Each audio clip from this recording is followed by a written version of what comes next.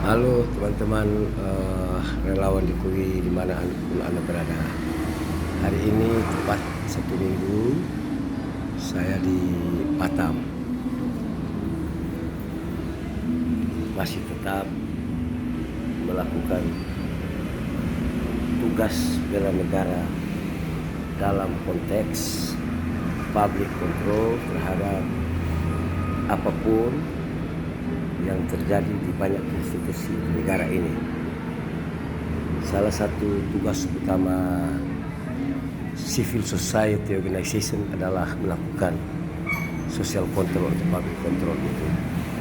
Dan setelah 2 kali ke Batam pada periode kedua ini yang cukup lama, masih tetap menunggu karena berurusan dengan BP Batam ini memang lancar saja karena sudah diperkenalkan dengan Deputi 3 bagian lahan Bapak Sudirman Saat.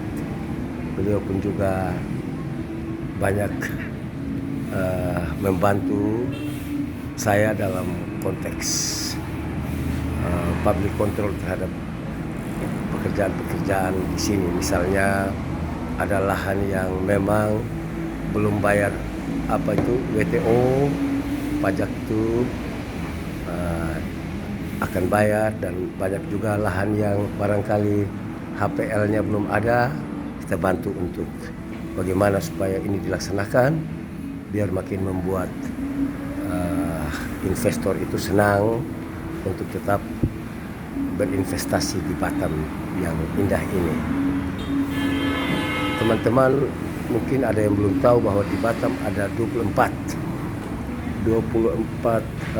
kawasan industri. Saya sudah keliling luar biasa. Dan jika seandainya dalam undang-undang Omnibus Law itu ada perubahan struktur, dikembalikan ke model otorita yang dulu, maka dapat ditarik satu kesimpulan bahwa BP Batam ke depan akan lebih efektif, lebih efisien, karena selama ini ada sedikit tumpang tindih antara stakeholders, yakni Wali Kota Batam dan BP Batam sendiri, karena Wali Kota masih diberikan wewenang atau jabatan sebagai Ketua BP Batam, sedangkan di lain pihak beliau pun juga masih melakukan tugas utamanya sebagai seorang wali kota. Dan dalam banyak hal ada tumpang tindih, tetapi hal-hal seperti ini mudah-mudahan dengan undang-undang Omnibus Law ke depan dapat disimplifikasi, dapat dipermudah, yakni dikembalikan ke posisi semula, sehingga tidak memberatkan tugas dan tanggung jawab atau job description yang ada bagi Deputi 1, 2, 3, 4 yang ada di BP Batam. Kira-kira begitu teman-teman. Dari Batam sini ada rencana untuk saya ke Pekanbaru. Pekanbaru pun juga dalam konteks yang sama, membantu masyarakat yang barangkali lahan-lahannya dirampas oleh perusahaan dan sudah melalui satu mekanisme pengadilan yang sudah inkrah, contoh di Kampar dan di Rokan Hulu. Akan bekerja sama juga saya dengan Kapolda sana, sudah kontak untuk bagaimana mentolong masyarakat ini. Semua ini demi kepentingan menyiapkan legasi juga bagi Bapak Jokowi ke depan. Dari Pekanbaru akan rencana saya ke Medan, karena di sana juga untuk melanjutkan urusan jalan tol Binjai Medan seksi 1 yang sudah saya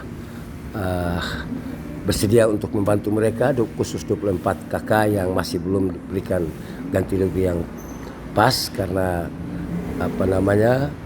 diambil oleh mafia-mafia tanah di sana. Terus ada juga beberapa yang harus di Medan. Kemudian ada di Rantau Prapat, Labuhan Batu, itu pun juga ada masalah yang sudah saya tangani. Mudah-mudahan semua ini di Pulau Sumatera ini hasil akhirnya adalah dapat terselesaikan sehingga menambah daftar kegiatan-kegiatan yang dapat mencerminkan suatu kebahagiaan, suatu kebaikan bagi keberlanjutan pemerintahan Bapak Jokowi, khususnya di akhirnya dapat meninggalkan suatu warisan yang baik, suatu legasi yang baik. Demikian teman-teman.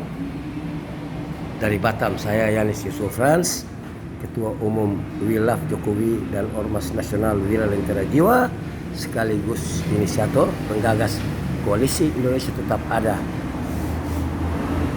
Ciao.